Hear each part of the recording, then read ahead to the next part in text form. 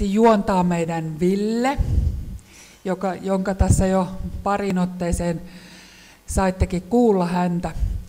Mä olen kiertänyt alueella ihan Hangosta Karkkilaan yritysten luona ja työnantajien luona kysymässä vähän työnantajien näkemyksiä siitä, että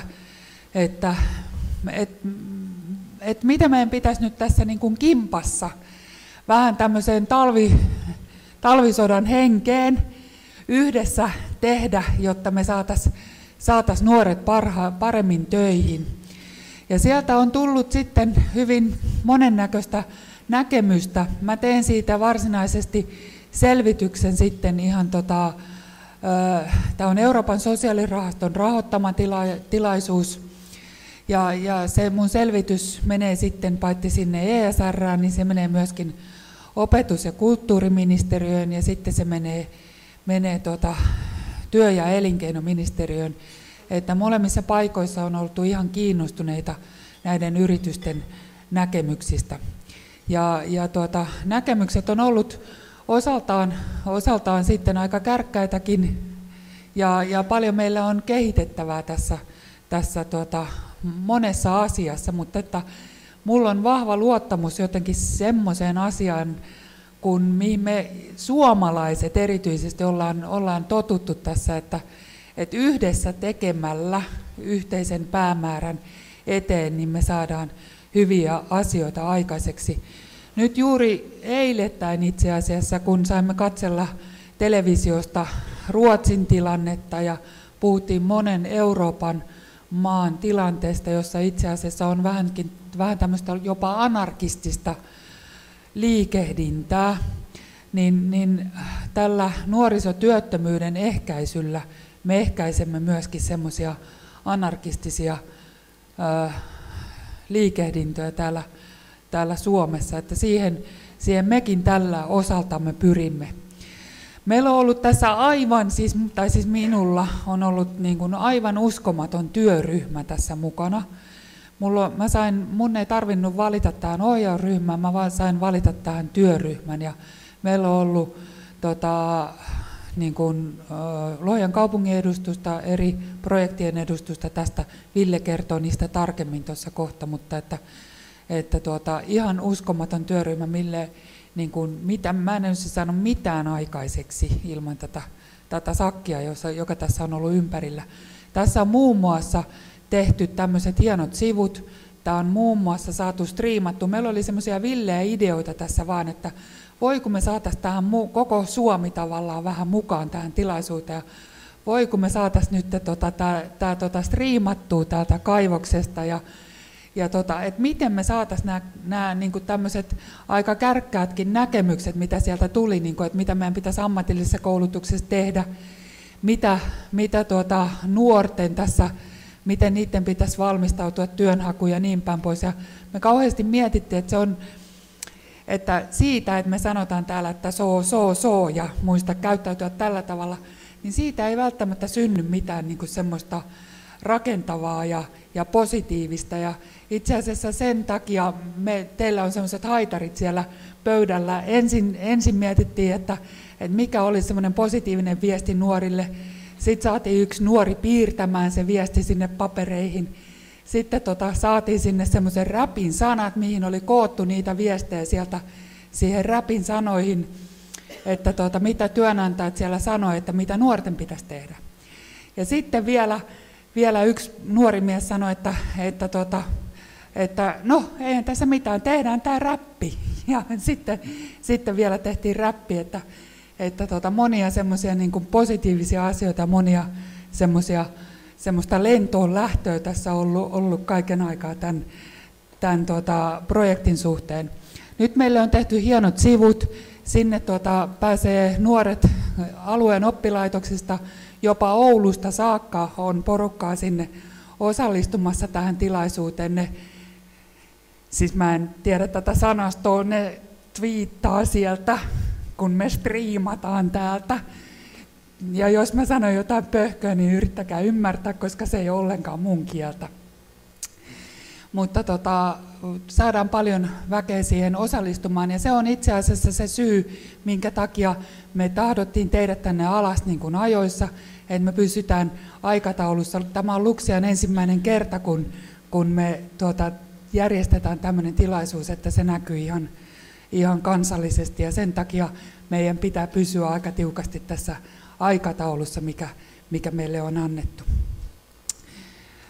Joo, eli tässä on nyt ensimmäisenä on tämmöiset alustukset tähän tilaisuuteen. Sen jälkeen otetaan tuosta kaffet, ja kaffen aikana niin jo sitten tässä niin aloitellaan sitä paneelikeskustelua sitten. Ja siinäkin jotenkin niin kuin, jotenkin sillä ajatuksella, että miten me tehdään tässä yhdessä töitä tässä Suomen Niemimaalla, että saataisiin homma pelittämään. No niistä tuloksista ihan lyhyesti, niin 56 yritystä olen tosiaan kiertänyt, niistä tulee sitten, yritän hakea justiinsa teoreettista viitekehystä tähän, että saan siihen asiallisen kehyksen siihen, ja olen ajatellut muun muassa tätä Kirsi Poussan ja Pihan X, Y, Z-sukupolvien eroa, että kun meillä on nyt tässä, minä edustan sitä X-sukupolvea, joka on sieltä 50-, 70-luvulta, ja sitten meillä on tässä Y-sukupolvi, joka on 89-lukulaisia, ja sitten on vielä Z-sukupolvi, jota nyt kovasti tutkitaan, että minkälaiset on sen arvot, ja niin kuin, että onko tässä tämmöinen arvomaailma ero tässä jollain lailla tässä taustalla, että meikäläinen on vielä opetettu siihen, että pitää hommata se talo ja kesämökki ja mersu, tosin se mun mersu on aika pikkainen, mutta joka tapauksessa. Ja sitten ehkä se arvomaailma ei ihan olekaan se sama arvomaailma, mikä nyt on meidän Y-sukupolvella, että ehkä ne ei olekaan niin kiinnostunut niistä kesämökistä ja mersuista. Mutta tuloksia on tullut aivan valtava määrä, että siinä nyt sitten tässä jatkossa yritän saada ne sillä tavalla tiiviiseen muotoon.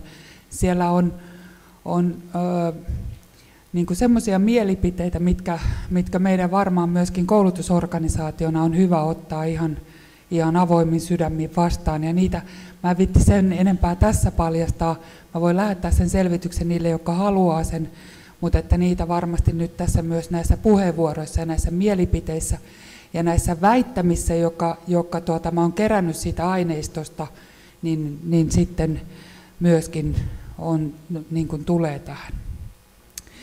Mutta nyt tosiaankin, niin mä luulen, että vähitellen alkaa täällä olla porukka sisällä, ja vähitellen voi olla, että päästetään toi Ville tänne vauhtiin. Me saatiin tämmöinen ihana nuori tänne vetämään tätä ja juontamaan tätä tilaisuutta. Ja kaikki, tämä saisi olla mun mielestä aika lailla silleen vapaamuotoinen, että ottakaa ihan rennosti.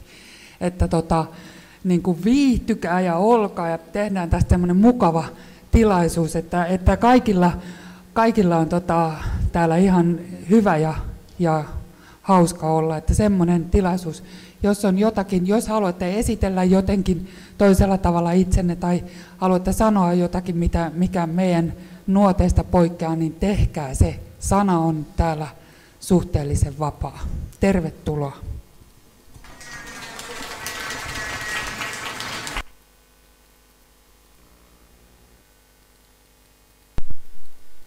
No niin, kiitos Anitalle. Ja mä oon edelleenkin Ville. Moikka kaikille.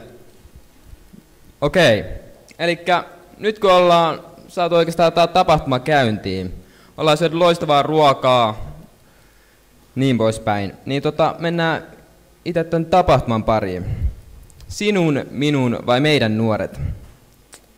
ESR:n rahoittama Y2-projekti selvittää yritysten ja työnantajien näkemystä siitä, mitä osaamista, millaisia taitoja tulisi olla päästäkseen töihin.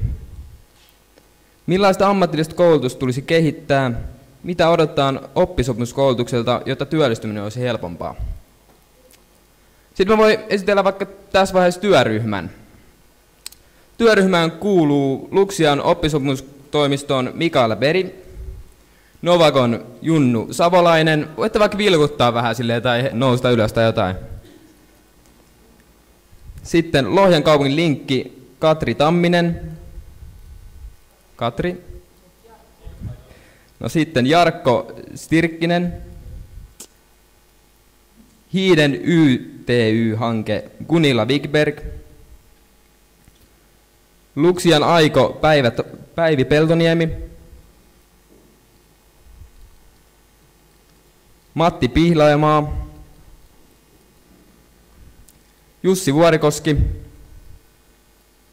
Susanna Pääkkönen. Ja Anita Tuomala. No niin, annetaan raikuvat aplodit näille työryhmälle.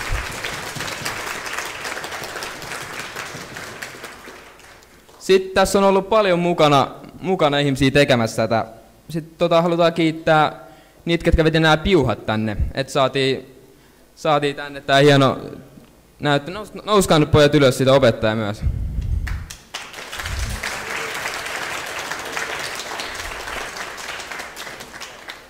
Sitten meillä on myös palkattu nuoria tonne Narikkaan ja sieltä voi mennä kysymään, jos on jotain kysyttävää. Siellä on Lohjan nuorisopajan tyyppejä. Sitten Jussi, no antaa aplodit, yes.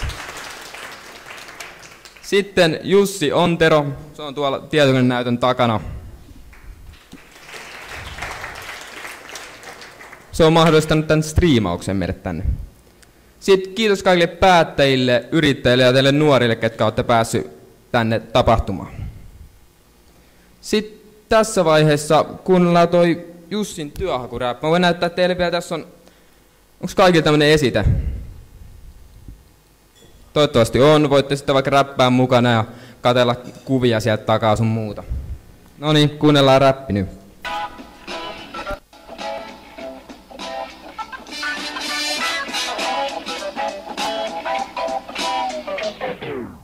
Pistettiin salki alus koreja kantamaan, teki duunin tuli pressasta taas paljon vielä antamaan.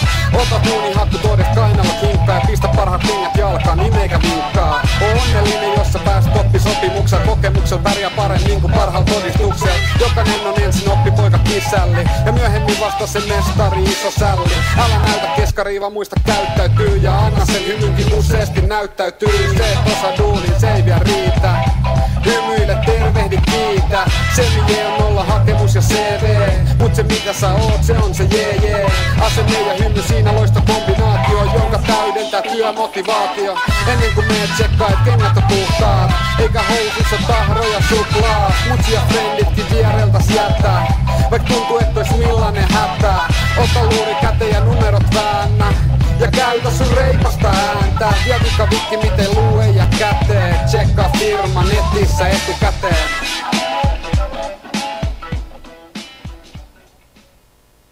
No niin, annetaan aplodit nyt.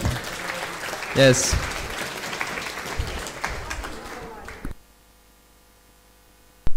Ari Savolainen on tehnyt tämän biisin. Sanottanut. Yes. Mutta sit päästään, kun ollaan polkastu tapahtuma hyvin käyntiin, niin päästään ensimmäiseen puhujaan. Elikkä nyt pyytäisikin lavalle Suomen Yrittäjät ry:n Veli-Matti Lampun. Aplode.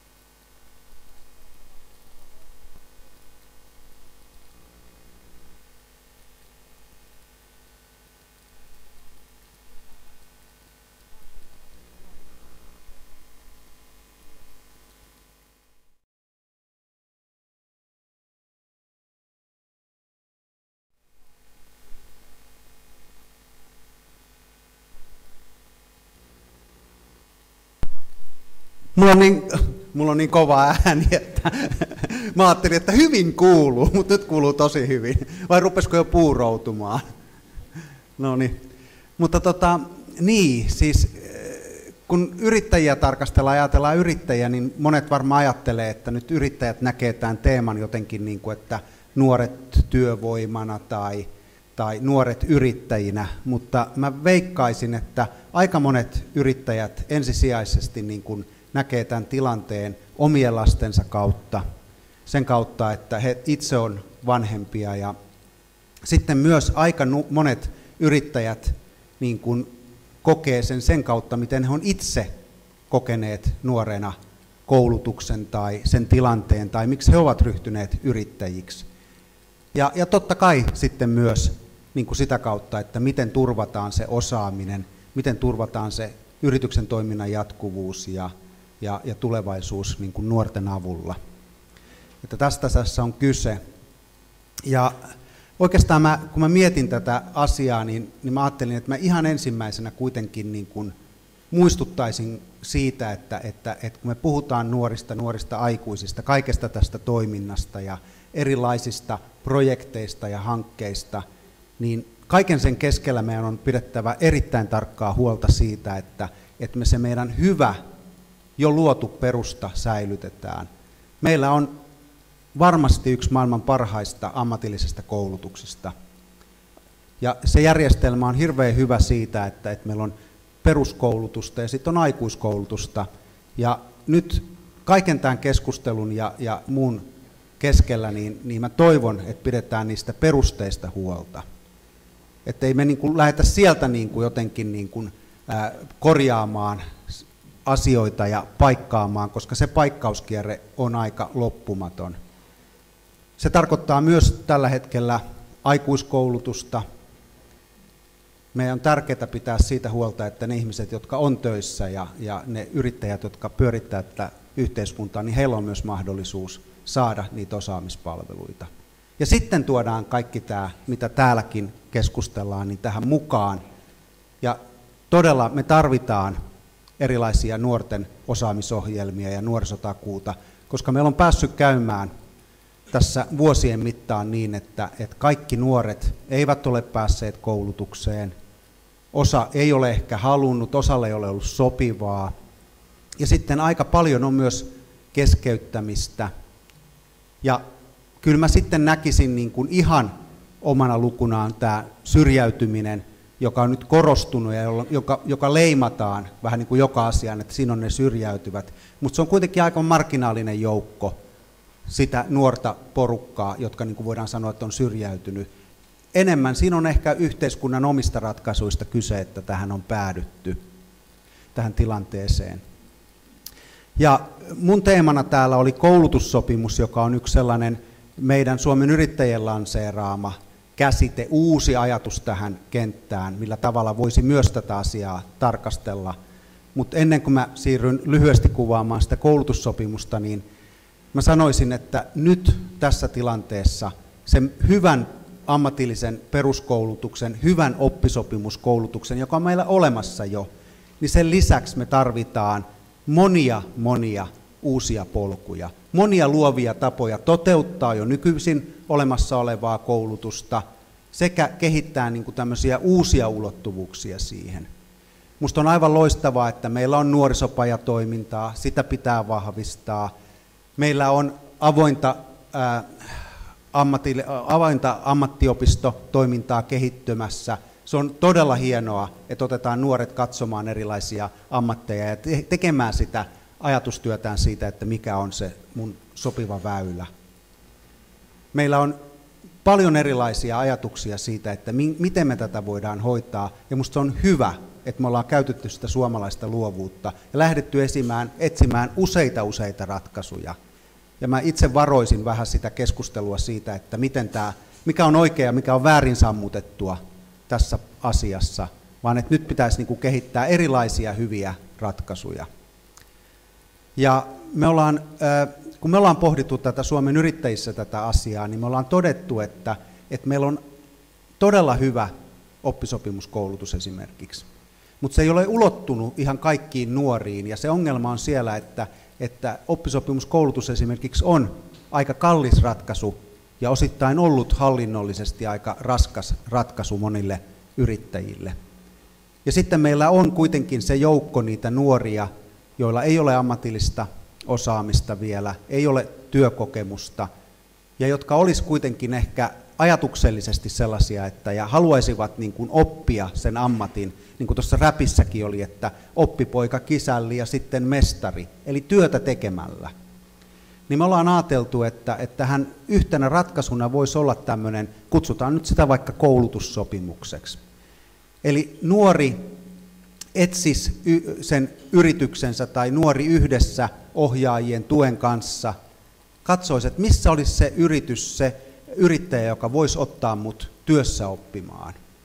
Niin, että mä saisin sen ammatillisen koulutuksen paikan, mä olisin ammatillisen koulutuksen kirjoilla, mutta tosiasiallisesti ensimmäisestä päivästä lähtien siellä työpaikalla, tekemässä sitä työtä, ja sitten esimerkiksi kerran viikossa 1 päivä tai 1 iltapäivä, niin opiskelemassa ehkä niitä aineita, kieliä tai äidinkieltä tai muuta. Mutta pääsääntöisesti mä voisin ajatella sen asian, että nyt mä saan tehdä asioita, tehdä työssä oppien. Eli kun täällä on olemassa niitä erilaisia malleja, on nyt puhuttu esimerkiksi 2+1 mallista, että 2 vuotta ensin ammatillisessa koulutuksessa ja sitten 1 vuosi työssä oppimassa, vaikka oppisopimuksella. Se on aivan loistavaa, se on, niin kuin sopii monelle nuorelle, mutta sitten on vaan niitä nuoria, jotka se 2 vuotta on pitkä aika olla ammatillisessa koulutuksessa, oppilaitoksessa, niin me haluttaisiin tarjota myös tällaista vaihtoehtoa 0+3 mallia. Nuori olisi oppilaitoksen kirjoilla, vastuulla vakuutuksilla, mutta työnantaja ottaisi omalle vastuulleen sen ammatillisen ydinosaamisen. Ja jopa niin me ollaan ajateltu, että yrittäjä voisi siitä antaa pientä tällaista kannustusmaksua. Ei palkkaa, mutta kannustusrahaa, ja opiskelija saisi sen mukaan, mitä on oikeus, niin saada opintotukea. Tämä olisi meidän yksi ratkaisu tähän asiaan. Ja kun me ollaan kysytty sitä, ihan ajateltiin, että ei ruveta itse kysymään, vaan pistettiin ulkopuolinen taho Innolink kysymään yrittäjiltä, että mitä ne ajattelee tästä mallista, niin hämmästyttävää oli se, että todella monet. Me saatiin 1400 vastausta, josta noin puolet ilmoitti, että hei, tämä on hyvä, tähän me voitaisiin ryhtyä. Ja siitä syystä niin esimerkiksi nyt Luxiaan päin ja kaikkiin niihin oppilaitoksiin päin, jotka täällä on, tätä kannattaa harkita. Ja me ollaan ajateltu tämä niin, että tässä pitäisi edetä ihan tämän nykyisen lainsäädännön mukaisesti. Niillä reunaehdoilla, mitä ammatillisen koulutuksen mahdollisuudet nyt jo tarjoaa. Ammatillisessa koulutuksessahan on mahdollisuus jo nyt suorittaa se työssäoppiminen niin laajana kuin vain mahdollista. Siellä todetaan vain, että se on vähintään 20 opintoviikkoa. Ja sen takia me ajatellaan, että ei tähän välttämättä tarvita mitään uusia säädöksiä, vaan että lähdettäisiin katsomaan luovasti, niin kuin on käytetty luovuutta nyt monellakin tavalla näissä ratkaisuissa, niin myös tässä kysymyksessä. Eli tätä me ollaan oltu ehdottamassa ja tämä on se meidän malli, mutta niin kuin sanottuna, niin ei me kuvitella, että tätä asiaa ratkaistaan. Me tarvitaan kaikkia niitä asioita, mitä nyt on kehitelty ja mitä te olette täällä tekemässä ja mitä on tulossa tämän asian hoitamiseen. Näin lyhyesti ja kiitos, että saadaan myös yrittäjien puolesta olla täällä mukana.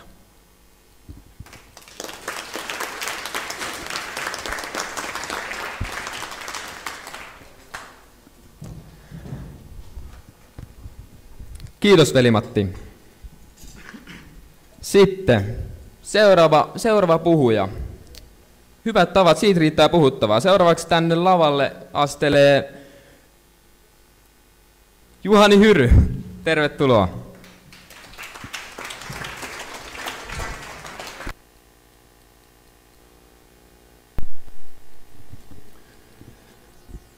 Joo, hyvät nuoret, hyvä yleisö, tervetuloa munkin puolesta.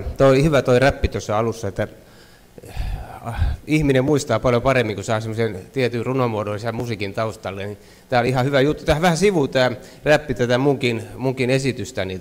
Ja sen takia totesin, että oli vielä kun kuulin tuossa pöydässä, että alun perin oli tarkoitus vaan tehdä tsekkilista, että mitä muistat, niin nyt kun tämä on räpin muodossa, niin sehän menee niin kuin paljon paremmin kaaliin. Okei, eli mä puhun teille hyvistä tavoista käyntikorttina, että mitä se niin kuin tarkoittaa.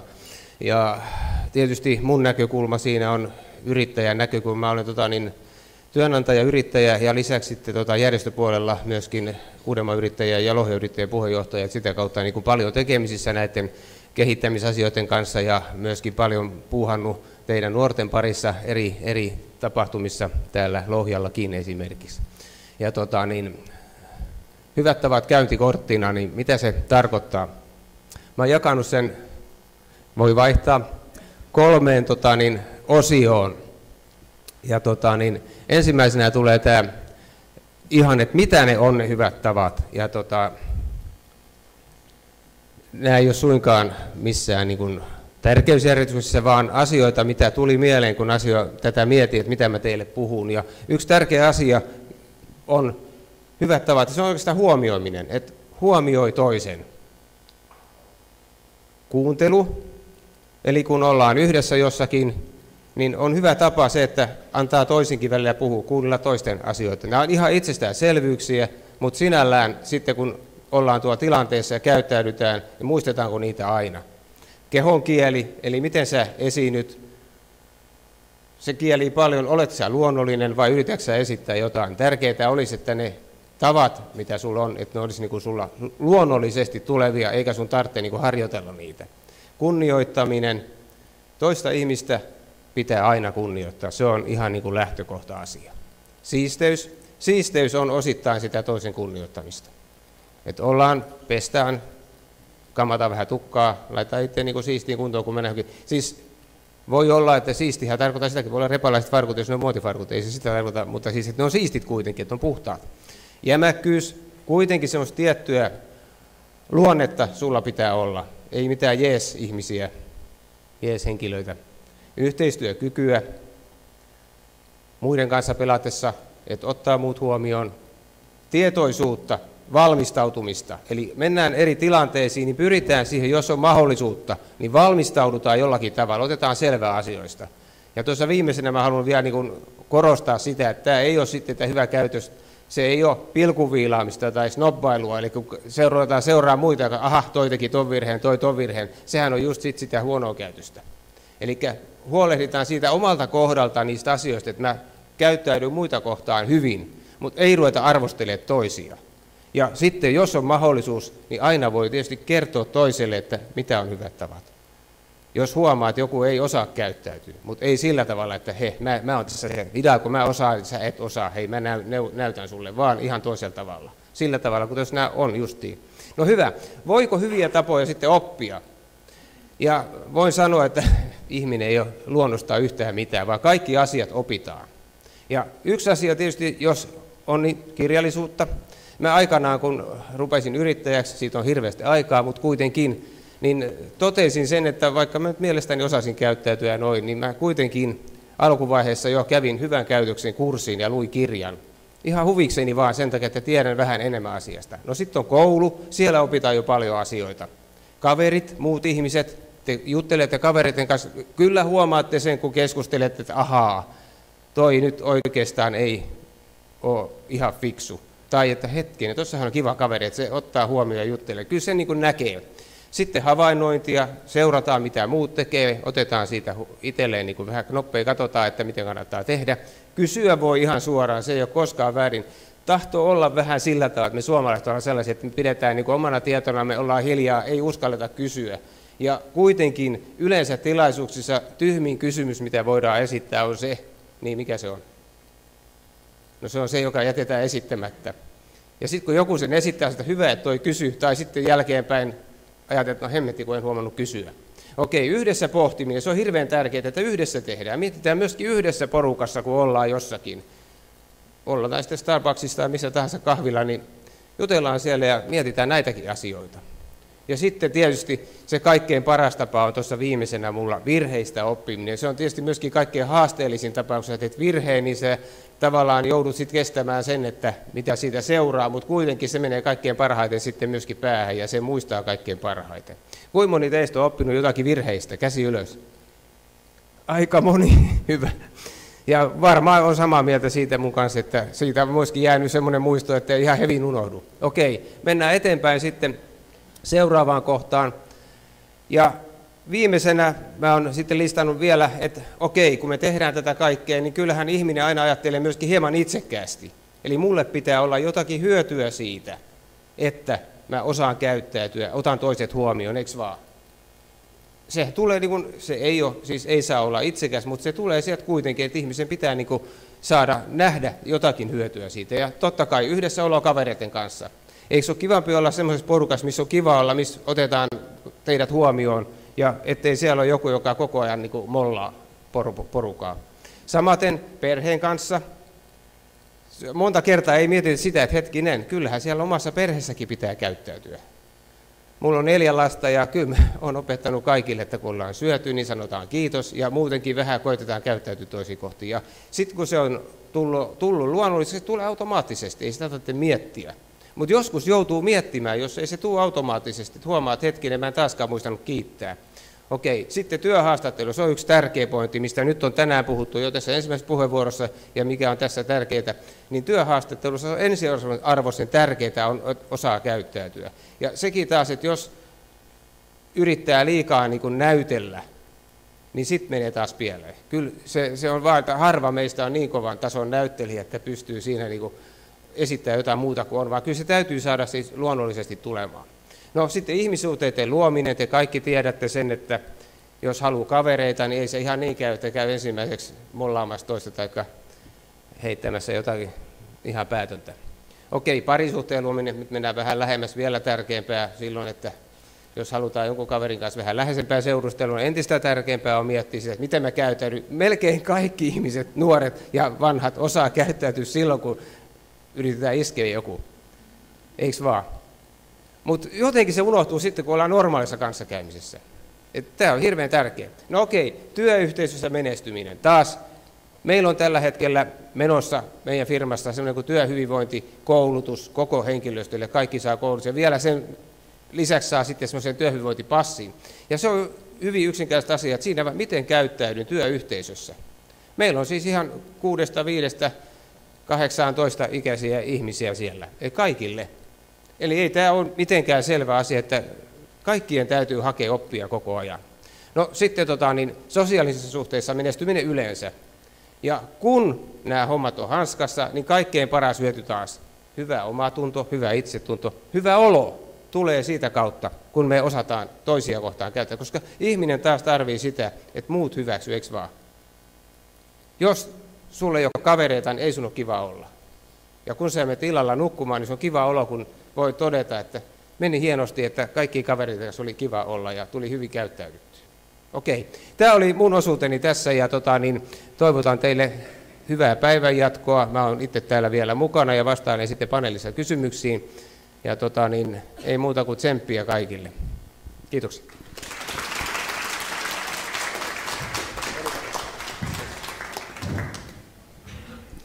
Kiitos Hyrles Oyn Juhani Hyry.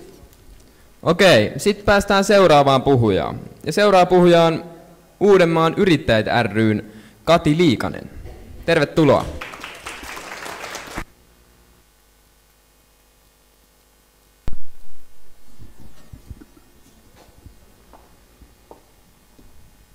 No niin, tervehdys.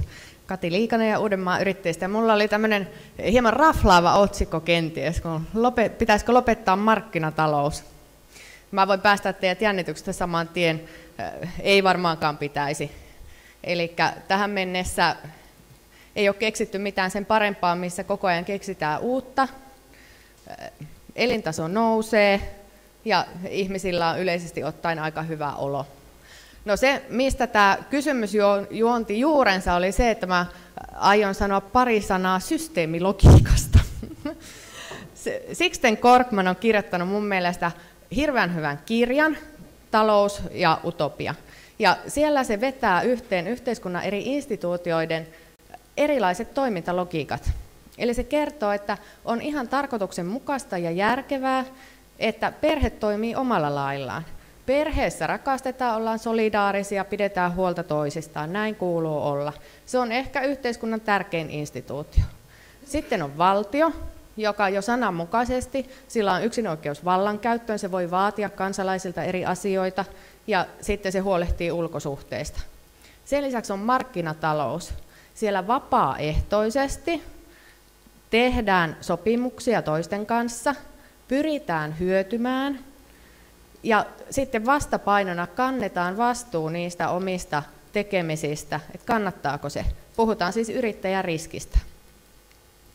Ja nyt välillä tämmöisessä niin kuin yhteiskunnallisessa keskustelussa siinä kohtaa, kun kauheasti kannustetaan, lähestulkoon velvoitetaan tai ainakin asetetaan aika tiukkaa henkistä painetta siihen, että yrittäjän pitäisi työllistää, niin tuntuu välillä siltä, että tämä systeemilogiikka ikään kuin unohdetaan. Yritysten toimintaa on säädelty aika tarkkaan. Finlex on muuten hirveän hyvää iltalukemista, siellä on siis Suomen lait. Siellä on esimerkiksi laki osakeyhtiöstä, jossa sanotaan, että osakeyhtiön tehtävä on tuottaa voittoa osakkeen omistajille, ellei yhtiöjärjestyksessä jotain muuta sanota. Sitten siellä määritellään, mikä on toimitusjohtajan tehtävä, hallituksen tehtävä, ja sitten siellä kerrotaan, että jos kaikki hommat ei suju ihan niin kuin pitäisi, taloudellisesti ei mene hyvin, mitä sitten pitää tehdä. Semmoinen emeritusprofessori piti meillä tässä tai itse asiassa kirjanpidon luentoa, ja siis mikä nyt äkkiseltään voi kuulostaa tylsemmältä aiheelta, mutta olipa todella hyvä ja yleissivistävä. Hän sanoi, että tyhmiä päätöksiä saa tehdä ja tyhmä saa olla, mutta ei tietämätön. Eli yrittäjän pitää olla tietoinen siitä, minkälaisia sopimuksia hän tekee ja minkälaisia seurauksia siellä on. Ja jos menee pieleen, niin hänen pitää, kirjanpidossa pitää näkyä kaiken. Yritystoiminta on tosi säädeltyä nykyään ja sen takia itse asiassa mun mielestä on väärin ikään kuin puhua niin, että yritys on vastuullinen silloin, jos hän työllistää. Yritys on vastuullinen silloin, kun se noudattaa omaa tehtäväänsä ja noudattaa Suomen lakeja. Sitten ihan niin kuin tuossa Veli-Matti sanoi, ja niin kuin me puhutaan paljon yrittäjäjärjestössä, yrittäjät ihmisenä on ihan toinen asia. Heille monesti nuorten asia on tosi lähellä ja he haluaa palkata nuoria töihin. Mutta business is business. Se on niin kuin hoidettava niin kuin se on hoidettava. Se on lakisääteistä ja siellä on velvoitteet taustalla, miten käy, jos et hoida järkevästi bisnestä. Nyt on pakko luntata.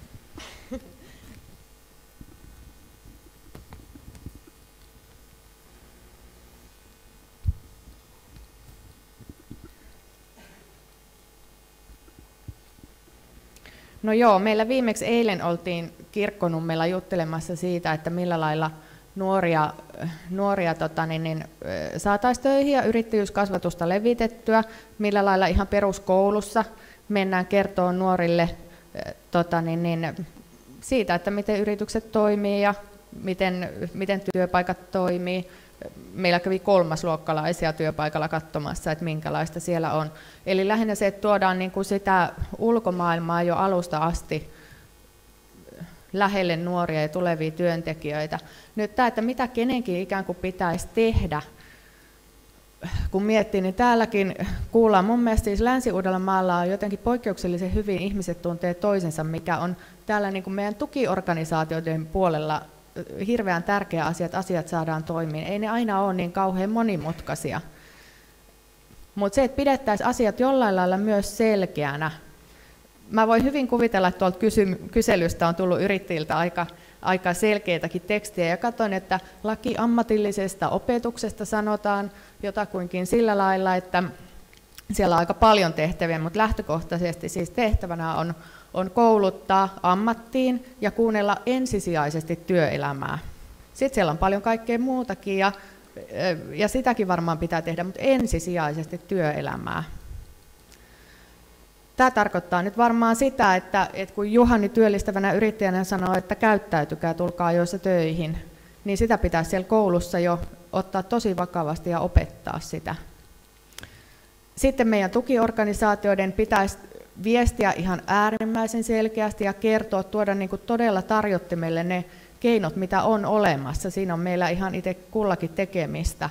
Et kun tulee näitä erilaisia tukimuotoja, ne päivittyy vähän vähältä, niin ei yrittäjän leipätyötä ole seurata sitä, että mitä uutta tapahtuu. Meidän pitäisi pystyä se tarjoilemaan tosi helposti heille. Ja sitten nuorille, tuolla leviää tällä hetkellä ainakin Facebookissa, en tiedä onko se YouTubeen laitettu, se on tämmöinen rehtorin puheenvuoro päättäville opiskelijoille, missä hän sanoo, että se on jostain Amerikan maalta, missä hän sanoo, että you are nothing special. Ja sitten hän jatkaa sitä puheenvuoroa sillä lailla, että hän kertoo, kuinka teitä on nyt paapottu ja koulittu ja koulutettu, kerrottu, kuinka juuri te olette ihania ja erinomaisia ja aivan ainutlaatuisia. Mutta, että by the way, teitä on täällä 3000 ihan samanlaista muuta.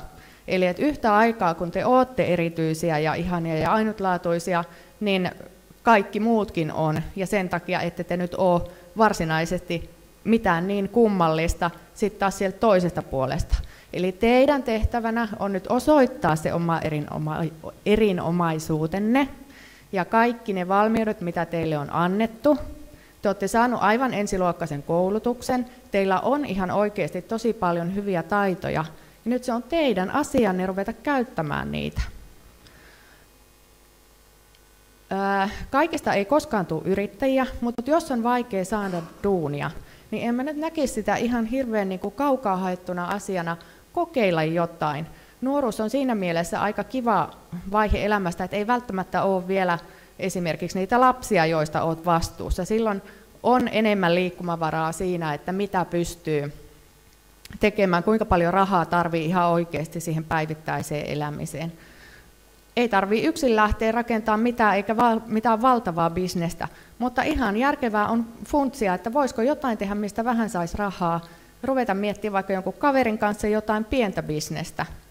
Totta kai aina on se, niin kuin suurin osa menee toisille töihin, mutta se, että kokeilee nuorena jotain pikkujuttua itse, siinä saa aivan valtavasti oppia itselleen. Siinä niin kuin ymmärtää sitä, miten asiat toimii aivan toisella lailla, kun joutuu ruveta ottaa asioista selvää. Kannustan todella. Täällä Lohjallahan oli hetki sitten Marjutille vaan kiitos vuosiyrittäjänä finaali, missä eri kouluissa oltiin siis koulutoiminnan sisällä pyöritetty omaa yritystoimintaa vuoden ajan. Ja sitten nämä kisaili ikään kuin parhaimmuudestaan ja tuotiin myös esiin, mitä kaikkia firmoja oli perustettu. Siellä oli aivan huikeita juttuja ja toisaalta myös näytettiin, miten pienimuotoista voi tehdä ihan tosi järkevästi. Eli kannustan siihen, että ottakaapa ihan reippaasti ne omat vahvuutenne käyttöön, olkaa just niin hyviä kuin ootte ja tsemppiä eteenpäin. Me muut tehdään myöskin oma osamme. Kiitos.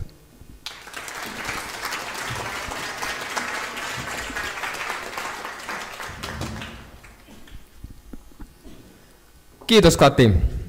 Sitten seuraavaksi tänne lavalle pääsee Esa Hietanen. Esa-palvelut. Tervetuloa.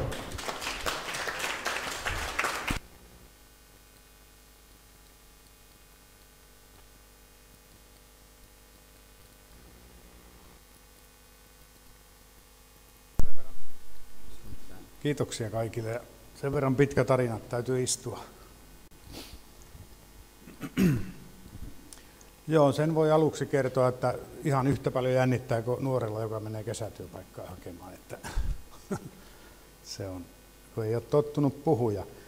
Mutta mulla oli 2 tämmöistä otsikkoa tälle puheelle, ja mitä mä mietin. Ja toinen oli tämmöinen, kun Suomi putosi puusta. Mutta sitten kuitenkin se kääntyi tähän, että liian helpoksi tehty elämä. Ja mielestäni molemmat kuvaavat tätä sanomaa hyvin, että tämä on pikkusen radikaali puheenvuoro ja tähän suhtaudutaan sitten sen mukaisesti. Ja puheen aiheena on tietysti nuorisotakuu, kun täällä ollaan, ja mutta samalla vähän sivaltaa myöskin tätä työharjoittelua opiskelun ohella. Ja nostan esiin yrityksen näkemyksen aiheesta vähän laajemmin. Me koitan lukea tämän nopeasti, tämä on pitkä, ja Aikaa oli vain 10 minuuttia, mutta 15 menee varmasti. Työministeri Ihalainen on rakentanut nuorisotakuuta ja vaatii yrityksiä talkoisiin. Ja Ihalaisen mukaan yritysten on uskallettava palkata nuoria töihin. Hän ehdottaa, että työnantaja palkkaa vastavalmistuja nuoria ja sitoutuu siihen, että nuori saa sovitun ajan jälkeen varmistuksen työpaikan pysyvyydestä eikä häntä kierrätetä sisääntuloehtojen ja tukien ruletissa.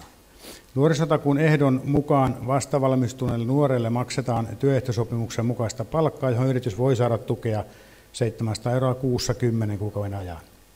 Ja niin kuin kaikki tiedämme, osa nuorista pärjää hyvin ja löytää paikkansa, mutta kasvava joukko ei löydä, ja siksi olemme täällä tänään.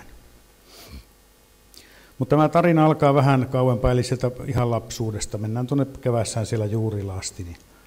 Että minun mielestäni vanhemmat siloittelevat liiaksi lastensa elämää, työntävät pullaa lapsen suuhun. Sitten kun lapsi täyttää 18 vuotta, aletaan vaatimaan vastuuta, ja kun nuori ei tätä vastuuta kykene ottamaan, sen tekee sujuvasti yhteiskunta. Näin nuorista kasvaa taidottomia, he eivät pääse löytämään omia vahvuuksiaan, omaa osaamistaan. Kouluttamaton nuori saa statuksen, josta pois pyristely vaatii usein liian paljon. Kun arjen taidoton nuori päätyy opiskelemaan alalle, jota hän ei koe omakseen ja hänellä ei ole elämisen taitoja, tarvitaan järeämpää otetta myös työkokeilupaikkaa tarjoavalta yrittäjältä.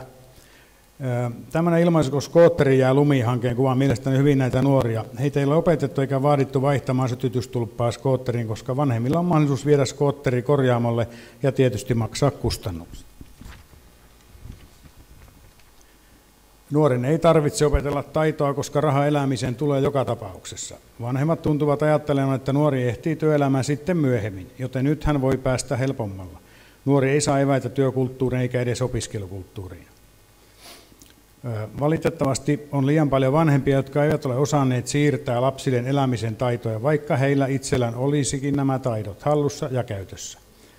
Yhtenä syynä on se, että tämän päivän vanhempi keskittyy liikaa itseensä ja omiin harrastuksiin, jolloin halutaan tarjota lapselle kaikkia hyvää ja että he viihtyisivät omin nokkinensa.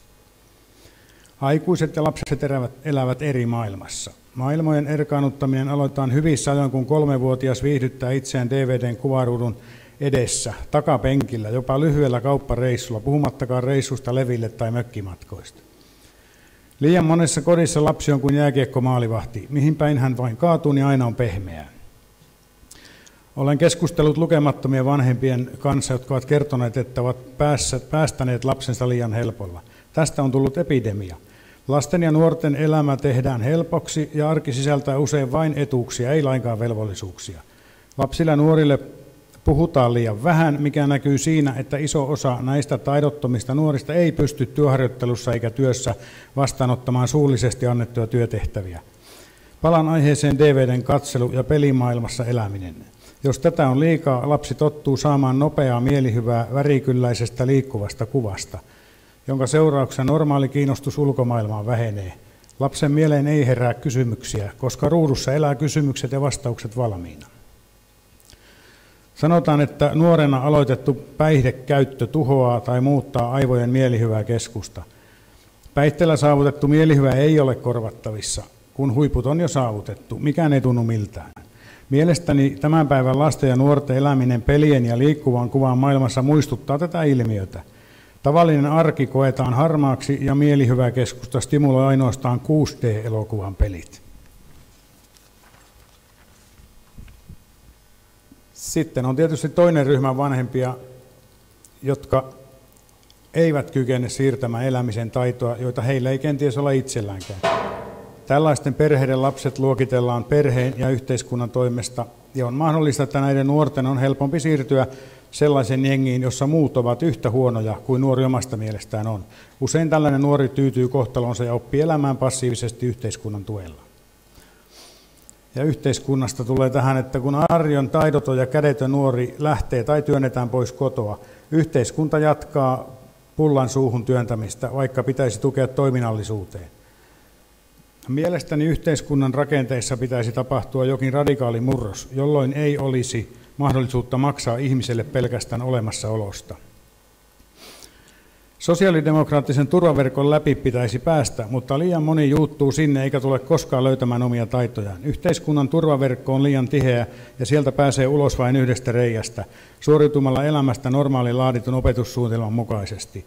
Verkossa pitäisi olla useampia reikiä, joista voi tulla vaikka takaperin tai kädet levällään.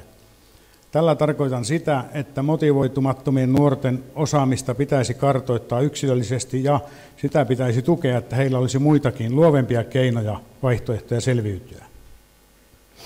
Nuoret, jotka ovat juuttuneet yhteiskunnan turvaverkkoon, pitävät itseään mitättöminä, koska kukaan ei ole tosissaan perehtynyt siihen, että nuori löytäisi oman erilaisenkin polun. Näkemykseni mukaan yrittäjäksi päätyvä nuori on karannut jostain piilossa olevasta turvaverkon reiästä. Suomessa on ollut liian pitkään sosiaalidemokraattinen virkakoneisto ja pienyrittämisen tukeminen on lasten kengissä. Voidaan puhua pitkään jatkuneesta virkamiesten yrittäjävihasta. Tästä syystä ei haluta maksaa riittävästi yritykselle siitä, että he ottaisivat osavastuun arjen taidottomien nuorten ohjaamisesta. Sen sijaan, että yrityksiä velvoitetaan kautta painostetaan nuorisotakuutalkoisiin, työministeri Ihalaisen pitäisi kysyä, että voisitteko hyvät yrittäjät ottaa ohjataksenne tämän kädettömän nuoren ja auttaa häntä löytämään omat lihaksensa ja todeta, että maksamme siitä sen verran, että teillä on motivaatiota tehdä se. Yrittäjänä olen välillä sitä mieltä, että hampaaton venäläinen mummo luutansa kanssa olisi tehokkaampi työntekijä kuin sanssikortilla työhön tuleva passiivinen nuori, jolla on tietokonepelin kuvat silmissään, musiikkilaitteet korvilla, huppu päässä ja kädet taskussa. Kauhistuttaa ajatus, että näistä meidän pitäisi rakentaa tulevaisuuden yhteiskunta. Yhteiskunta on siis mahdollistanut sen, että kenenkään ei tarvitse ottaa vastuuta omasta elämästään, ellei se ole kiinnostunut. Oppilaitos tarjoaa resurssien mukaisesti kaikille sitä samaa, mihin opetussuunnitelma heitä ohjaa. Arjen taidottomille nuorille tämä ei riitä, koska he tarvitsevat yksilöllistä kohtaamista. Opetussuunnitelman laatijoiden mielestä opiskelun aloittava nuori on motivoitunut ja hänellä on jollain tavalla hanskassa opiskelun vaadittavat arjen taidot. Edelleen oletetaan, että nuoren asenteet ovat kunnossa ja hän ymmärtää, että kouluun tullaan joka päivä ja annetut työtehtävät suoritetaan riittävällä teholla. Huolemme kohteen olevien nuorten kohdalla todellisuus on toinen. Nuori on hakeutunut koulutukseen vastentahtoisesti, ehkäpä täyttääkseen työmarkkinatuen edellytyksen tai tavoittelee vanhempiensa isovanhempien hyväksyntää. Hän ei kykene sopeutumaan oppilaitoksen asettamaan muottiin ja mahdollisesti vastassa on oppilaitoksen resurssipula, jolloin oppituntien välissä on ilmaa ja nuori päätyy lintsauskierteeseen ja suorittaa koulutuksen rimaa hipoen. Iso osa opettajista toteuttaa yhteiskunnan laatimaa järjestelmää, toimivat ulosheittäjinä valvoen, että opetussuunnitelman tuntimäärä täyttyy. Kuinka moni opettajan työssä oleva todellisuudessa osaa herättää nuoren kiinnostuksen opettamansa aineeseen? Oppilaitokset ovat suurten haasteiden edessä, koska motivoitumaton arjen taidoton kädetön oppilasaines kasvaa. Pääsevätkö oppilaitokset lainsäädännöllisestä jäykkyydestä ja kehittämään opetussuuntaan siihen suuntaan, että opetuksessa perehdyttäisiin motivoiminen aiempaa enemmän? Hyväksyvätkö opettajat kautta oppilaitokset sen, että osan käytännön ohjauksessa suorittaisi yrittäjämaksua vastaan? Suomessa on ollut kautta aikojen syvälle juurtunut sosiaalidemokraattinen ajattelu, jonka mukaan yrittäjä on yhtä kuin vilppi ja vääryys, siis kapitalisti, joka riistää työläisiä. Vuosikymmeniä sitten riistoa jossain määrin ollutkin, mutta tänä päivänä työntekijän riistäjät löytyvät Aasiasta ja muista kehitysmaista. Mediassa uutisoidaan pörssiyrityksistä, veroparatiisista ja osakeannista, jotka eivät päde pienyrittäjiin, mutta moni mieltää yrittämisen toiminnaksi, jossa rahaa ammennetaan jostain. Reilussa 300 000 yrityksessä, niiden joukossa on noin 180 000 pientä tai yksin yrittävää. Tilastokeskuksen laskennan mukaan näistä yrittäjistä joka 5 elää köyhyysrajalla tai sen alapuolella. On siis valtavasti yrityksiä, joissa jokainen tehty työtunti laskutetaan asiakkaalta, jolloin lähes kaikki työhön uhrattu aika täytyy olla kannattavaa. Tarkoitan tällä sitä, että nuoren ottaminen ohjattavaksi vaatii ulkopuolista rahoitusta. Mikäli nuori pääsee kiinni työelämään, ohjaukseen annetun raha palautuu moninkertaisena yhteiskunnalle. Tässä esimerkki palkoista rakennusalalta vastavalmistuneelle nuorelle maksetaan normin mukaista aloittelijan tuntipalkkaa 9,67 per tunti. Hän tekee normaali viikkotuntimäärän 168 tuntia kuukaudessa. Nuorelle käteenjäävä osuus verojen kulujen jälkeen 1800, Kokonaiskustannus yritykselle on 2600 euroa. Eli nuoren täytyy tuottaa tämän verran lisäksi, yrityksen pitää saada katetta kulujen kattamiseen.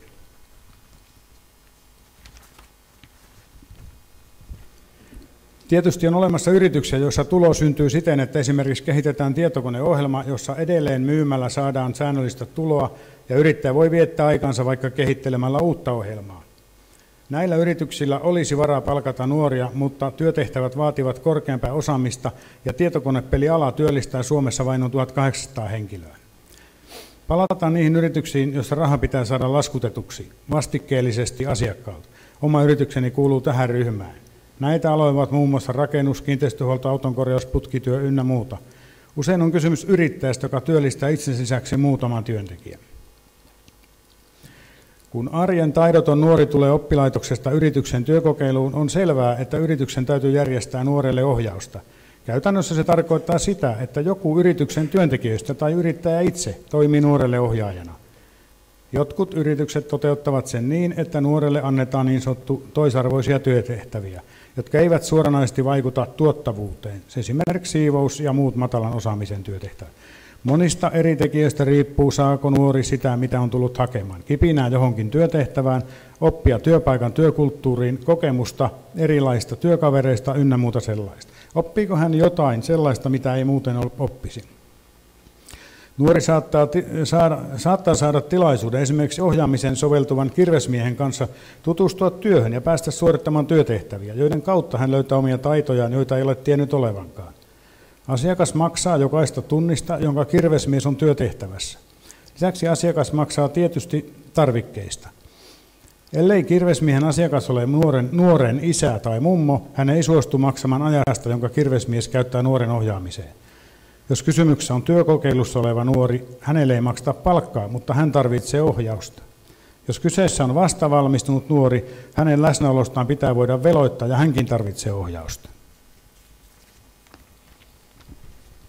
Ohjausta siihen, miten mennään asiakkaan asuntoon silloin, kun asiakas on paikalla tai ei ole paikalla.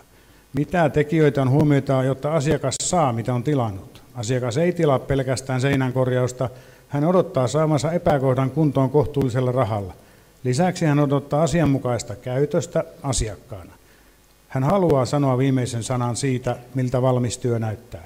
Työmieheltä vaaditaan ennakkoarviota siitä, paljonko työ maksaa valmiina ja kauanko työn suorittaminen vie aikaa. Asiakas myös odottaa, että annetut arviot pitävät paikkansa. Näitä taitoja opitaan työtä tekemällä, ei koulun penkillä. Jos nuorella on arjen taidot sopivasti hallussaan, hän omaksuu uusia työtehtäviä helposti, vaikka ei olekaan niitä koskaan tehnyt. Tällainen nuori napataan halukkaasti työelämään, jopa kesken opintojen, hänelle maksetaan mieluusti asianmukaista palkkaa. Jos pohjana ei ole arjen taitoja ja puheen ymmärrys on huonoa, oppimisprosessi vie enemmän aikaa ja työnantaja ei välttämättä kiinnosta kyseinen henkilö. Kun nuori tulee oppilaitoksesta työkokeiluun, hänelle ei makseta palkkaa, mutta hänen edellytetään saavan jotain oppeja jaksolta. Edellä mainitut niin sanotut kädettömät nuoret vaativat työpaikalla ihan erilaista otetta. Heille lähdetään opettamaan, että työpaikalla tultaessa on hyvä tervehtiä muita työntekijöitä. Työpaikalle tullaan ajoissa. Tauot ovat määrätyn mittaisia ja poissaoloista ilmoitetaan aina. Ja että väsymys ei riitä poissaolon syyksi. Vaihtoehtoisesti yrittäjä voi myös ottaa nuoren työkokeiluun ja antaa hänen hengailla työpaikalla määrätyn ajan, jolloin nuori tekee työtehtäviä, joissa ei tarvita osaamista. Mutta ei myöskään haasteita tai taitoja. Jos yrittäjä haluaa kasvattaa nuoren työkalupakkia, hänen on perehdyttävä nuoren ohjaamisen omalla työajallaan tai antaa tehtävä työntekijälle. Ohjaajan on mietittävä, minkä tyyppisestä nuoresta on kysymys, mitä yrityksen työtehtäviä nuori voisi ottaa hoitaakseen ja mihin hän ei sovellu ollenkaan. Kun ohjaaja antaa nuorelle työtehtäviä, jonkun on huolehdittava, että tehtävät tulevat tehdyksi. Arjen taidottoman nuoren ohjaaminen vie siis voimavaroja ja aikaa. 8 sivua vielä jäljellä. No ei ihan. Sitten mitä sitten pitäisi tehdä toisin? No tässä olisi tämmöinen vanhemmille, että antakaa lapsille tehtäviä ja vastuualueita pienestä pitäen. Muistakaa mielihyväkeskuksen rooli lapsen ja nuoren kasvussa. Älkää antako lapsille liian valmista elämää. Antakaa lapsen turhautua, etsiä ja epäonnistua ja kasvattakaa ennen kaikkea lapsen pettymyksen sietokykyä. Oppilaitokset, ottakaa haaste vastaan ja koettakaa kehittää koulutusta siten, että arjen taidoton nuori saa riittävästi aikaa motivoitumiseen, että hän tietotaidon lisäksi löytäisi oman osaamisensa. Ei lokeroida valmiiksi sukupuolen mukaan. Nuori tyttö voi tulla opettelemaan miehistä alaa tai yrittäjyyttä, todetakseen onko se hänen juttunsa. Tehkää yritysten kanssa yhteistyötä, älkää nyrpistele enää, jos yrittäjä haluaa ohjaamisesta korvauksen. Jalkautukaa yrityksiin, tarkkailkaa sopivia kohtia ja tarkkailkaa laatua. Jos yrityksille maksetaan kunnollisesta ohjaamista, nuoren on myös saatava sitä. Nuoren ohjaajalla täytyy olla vuorovaikutustaito ja yksin menestyvä tuppisuu ei voi olla ohjaajana nuorelle. Seulokaa oppilaitanne sillä silmällä, että vaikka joku heistä ei hallitse matematiikkaa eikä pysy penkissään koko oppituntia, hänestä voi tulla oivallinen luova yrittäjä, jos hän löytää oman juttunsa. Tähän asti koulumaailmassa on menty menestyjien ehdoilla, keskitytty PISA-tuloksiin ja niihin, jotka tekevät Suomesta kuuluisan. Ja unohdettu muut. Ehkäpä on ajateltu, että kun lahjakkaat etenevät hyvin, loput hiihtää perässä. Oppisopimuksesta sanon sen verran, että oppisopimuksen ensimmäinen vuosi pitäisi olla etsikkovuosi, jolloin nuori pääsi oppisopimuksen piiriin, mutta hänen ei tarvitse sitoutua olemaan juuri siinä työpaikassa. Oppisopimus seuraisi nuoren mukana. Sen voisi viedä seuraavaan työpaikkaan, en tiedä onko tämmöinen olemassa jo. Ja sitten arjen taidottomille nuorille tarvitaan matalan osaamisen työkokeiluja ja työpaikkoja. Niiden luomiseen on keinoja, jos löytyy tahtoa. Tämä edellyttää, että yksilön suoja lopetetaan, ei enää suojella työltä ihmisiä. Luodaan tilanne, jossa palkan kautta korvauksen saa vastikkeellisesta työstä. Nuoren työllistämisen on etsy keinoja myös palkka-alesta, mutta työministeri Ihalaisen mielestä tällainen työntekijän pelottelu ei ole tarpeen. Demarit.fi-sivujen mukaan 10% palkka-alojen hyväksikäyttöä.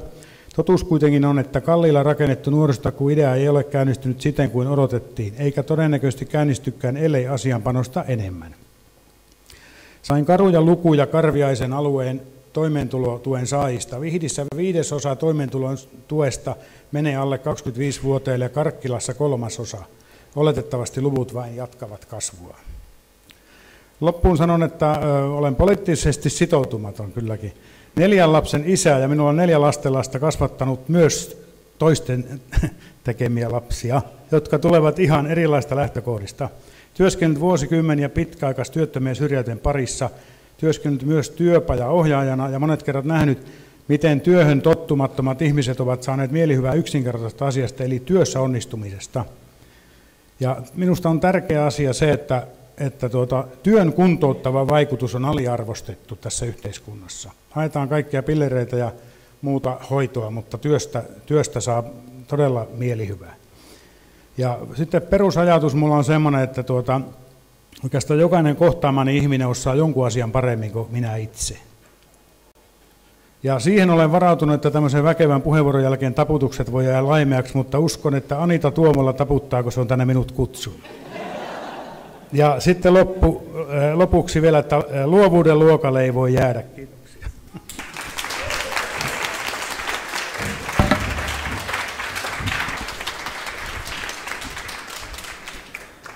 Kiitos Esa. Oli aika vauhdikas puheenvuoro. No niin, sitten seuraavaksi pääsee Luxian Sebastian Falk tänne lavalle.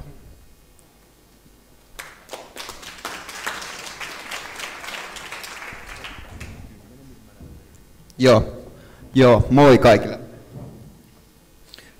Mä joudun puhumaan tästä vähän mun papereissa, kun mä en ole opetellut tätä mun puhetta niin hyvin. Elikkä mä tulin tosiaan puhua tästä vähän mun omasta elämästä, miten mun elämä on edennyt. Elikkä tosiaan, kun mä olin ala-asteella ja yläasteella, mun koulu sujui ihan hyvin, ei ollut mitään ongelmia. Mutta sitten 9-luokalla mä olin vähän silleen, että en tiennyt mihin mä lähden kouluun. No mä päätin sitten lähteä kauppikseen, ja se ei ollut ollenkaan mun paikka, ja mä tein siinä virheet. Mä en lopettanut sitä heti, enkä mä käynyt sitä loppuunkaan, vaan mä kävin sitä pari vuotta. Ja sitten kun mä lopetin sen koulun, niin mä ajattelin, että mä menen Raksalle töihin, että se on siistiä hommaa. Ja mä olin sitten Raksalla töissä ja sai 8 euroa tunnissa, ja ei sitten ollutkaan niin herkkuu, kun mä tein niitä kaikkia duuneja, mitä ketään muu ei suostunut tekemään. No sen jälkeen mä lopetin Raksa-hommat, tein kaikenlaista duunia, mitä sanotaan paskaduuniksi. Ja se ei sitten ollut ollenkaan hauskaa. Ja siinä vaiheessa mulla tuli vähän sellainen fiilis, että se on niin kuin Lohjan syy. Että Lohja on niin huono paikka, että sen takia mulla ei töitä. Ja täällä ei löydy sellaista duunia, mitä mä halusin. Eli sellaista duunia, missä ei tarvitse tehdä mitään ja saa palkkaa. Ja sitten mä ajattelin, että mä muutan Helsinkiin, meidän pääkaupunkiin, että siellä löytyy töitä. No, mä olin Helsingissä, asuin siellä varmaan vuoden verran, tein siellä raksahommaa, 8 € tunnissa, samaa paskahommaa. No, sitten mä ajattelin, että mulla oli silloin tyttöystävä asui Lohjalla ja ajattelin, että muuta sen takia takaisin Lohjalle. Ja no, mä yritin siitä oikeasti, mä yritin tosi paljon hankkia hyvää töitä, mutta mulla oli itseluottamus kadoksissa ja kun mä työkkärissä kävin, niin mä en uskonut edes itteeni, niin miksi kukaan muukaan uskoisi muhun millään tavalla. Ja tuntui, että jokainen toinen vastoinkäyminen, mitä mulla tuli, niin ne vaan teki mut heikommaksi ja tuntui, että mikään ei onnistunut. Ja sitten mä totta kai olin surullinen ja sitten se suru muuttui jossain vaiheessa katkeruudeksi ja se katkeruus muuttui sitten vihaksi ja silleen. No, mä olin hyvin passiivinen. Mä kävin jotain työkkärikursseja vaan, mitkä oli pakollisia, että mulle tulee tukia. Ja haahuilin vaan ympäriinsä. No siinä mä sitten olin. Mä olin silloin 20. Mulla ei ollut koulutusta, mulla ei ollut töitä. Juna meni jo, ei siinä enää mitään tekemistä, ei mitään. No siinä kun mä haahuilin, niin totta kai mä yritin aina hankkia duunia itselleni, mutta eihän sitä löytynyt mistään. Työnantajat, kenellä mä kävin, niin ne työhaastattelussa katsoi mulle silleen, että mulla on pitkä letti, mulla on tatuointeja, housut roikkuu, että ei musta ei ole mihinkään. No totta kai mä aloin itsekin sit uskoa sillä samalla tavalla. No sit se vähän ajan päästä, niin mä aloin seurustelemaan mun nykyisen tyttöystävän kanssa, ja saatiin sitten asunto, ja sitten meillä oli mahdollisuus remontoida sitä asuntoa. No mä sitten remontoin sitä asuntoa varmaan noin kuukauden, ja sitten tuli vuokraantaja tuli käymään katsomaan, miltä näytti. No, se tuli käymään ja se oli pirun hyvää jälkeen, niin kuin, että tosi hyvin hoitanut noin hommat, noin nuoreksi kaveriksi. Ja totta kai mulla tuli sellainen lämmön tunne, niin kun meni ympäri kehoa, että vau, että mä oon oikeasti tehnyt jotain hienoa, että joku arvostaa sitä, mitä mä oon tehnyt. No sit se mun vuokraantaja oli just lähes ovesta ulos ja mulla ei silloin tosiaan ollut sitä töitä. Ja sit mä ajattelin, että olisiko tässä mun mahdollisuus.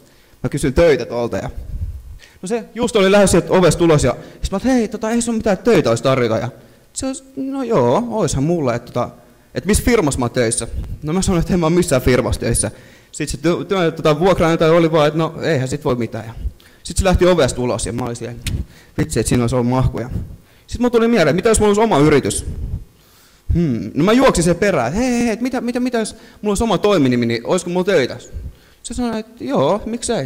Mä sanoin, että okei, hieno homma. Ja mulla meni 2 viikkoa sitten, että mä sain mun oma toiminimen ja mä aloin sitten tekemään saneeraushommia. Mä tein maalauksia ja laitoin listoja, lattiamattoja, vähän keittiöremppaa, kaikenlaista oikeastaan tein. Ja se oli ihan jees. Ja siinä aikana, kun mä tein näitä duuneja, niin koko ajan mun itseluottamus kasvoi koko aika. Ja mulla oli täys motivaatio. Kaikki arjen, kaikki nihkeät jutut, mitä mä en tykännyt tehdä, niin kaikki oli paljon helpompaa koko aika. Ja kaikki sellaiset negatiiviset, mitä mulla oli, niin mä käänsin ne kaikki mahdollisuudeksi kehittyä ja silleen. Joo. Mutta sitten kumminkin mulla oli yksi kaveri, ketä pääsi just armeijasta. Mä otin sen töihin mulle. Ja sillä ei ollut mitään koulutusta eikä kokemusta. Niin se oli sellaista, että mä joudun aina olla duunissa. Aina, vaikka mä olin kipeä, niin mä joudun aina tulla näyttää sille, että mitä se pitää tehdä. Mulla meni kaikki aika siihen firmaan. Ja jotenkin mulla oli sellainen, että vaikka se oli, siitä sai oikeasti hyvää palkkaa. Mutta se ei ollut yhtään mun juttu jollakin tavalla. Et mä en tuntunut mitään intohimoa siihen. Sitten mä päätin sitten lopettaa sen firman. Mulla oli just siihen aikaan, että syntyi tytär ja mä en silloin ehtinyt olla senkaan pelkään yhtään kotona ja oli koko ajan kiire ja stressi. Sitten mä aloin pohtia, että mitä mä voisin tehdä. Ja mulla oli siinä aikana, mun motivaatio oli niin kunnossa ja mulla oli itseluottamus. Tuntui, että mä voin tehdä ihan mitä vaan. No mä päätin hakea Kannejärven opistoon nuorison vapaa-ajan ohjaajaksi. Ja nyt mä oon edelleen siellä, mä oon toiseen vuonna. Ja mun numerot on ollut tosi hyviä nyt ja mä oon saanut vastuutehtäviä ja mulla on koko ajan aito kiinnostus oppia. Ja mä valmistun nyt ensi jouluna, jonka jälkeen mä haen ammattikorkeakouluun, joko sosionomiksi tai yhteisöpedagogiksi. Ja tällä hetkellä mulla on maksimipisteet, kun mä menen sinne tonne pääsykokeisiin, että ihan hyviä numerot on saanut. Ja tämän mun tarinan sankari, se on se tää mun vuokranantaja. Että se antoi mulle sen mahdollisuuden oikeasti nuorelle ihmiselle, se antoi mulle mahdollisuuden ja se usko muhun. Ja vaikka mä en enää olekaan senkaan missään tekemistä, vaan edelleen tosi kiitollinen siitä. Ja siinä kun se antoi mulle sen yhden mahdollisuuden, niin nyt mä tuleva toivottavasti nuorisotyön ammattilainen voi vaikuttaa positiivisella tavalla sitten taas muihin nuoriin, ja ketä on ehkä samassa tilanteessa kuin mä joskus. Ja siitä huomaa sen, että se yhden mahdollisuuden anto sille yhdelle, niin se voi olla mahdollisuus tosi monelle samaan aikaan. Mä kysyin muutamat mun tuttavalta, ketä on tällä hetkellä työtön ja nuori, että mitä mun kannattaisi tänään täällä sanoa. Mä en viitti toistaa niitä, mitä ne mulle sanoo täällä tänään. Mutta ne puhuu kumminkin siitä mahdollisuuden annosta. Että kaikki oli sitä mieltä, että oikeasti ne tekisivät sitä duunia, jos niillä olisi vaan oikeasti reilu mahdollisuus siihen hommaan. Ja mä en nyt valitettavasti voi antaa sitä mahdollisuutta niille, ainakaan vielä, mutta täällä on ainakin moni täällä tänään, ketä voi antaa sen mahdollisuuden. Ja sen mä voin kertoa, että tuolla on oikeasti niin mahtavia tyyppejä, kenellä on oikeasti taitoa ja potentiaalia ihan mihin vaan, kunhan vaan ne saisi sen mahdollisuuden. Ja sitten mä haluan sen vielä niin kuin nuorille sanoa, että niin kuin voi tehdä edelleen ihan mitä vaan, ihan missä iässä vaan. Että elämä on niin kuin yhtä juna-asemaa, että löytyy tuhansia junia ja tuhansia eri suuntia, kunhan vaan tekee sen päätöksen, että on valmis. Ja maailmassa löytyy edelleen sitä hyvyyttä ja niitä hyviä ihmisiä, joita on valmis antaa sen mahdollisuuden. Toivottavasti ainakin. Joo, kiitos.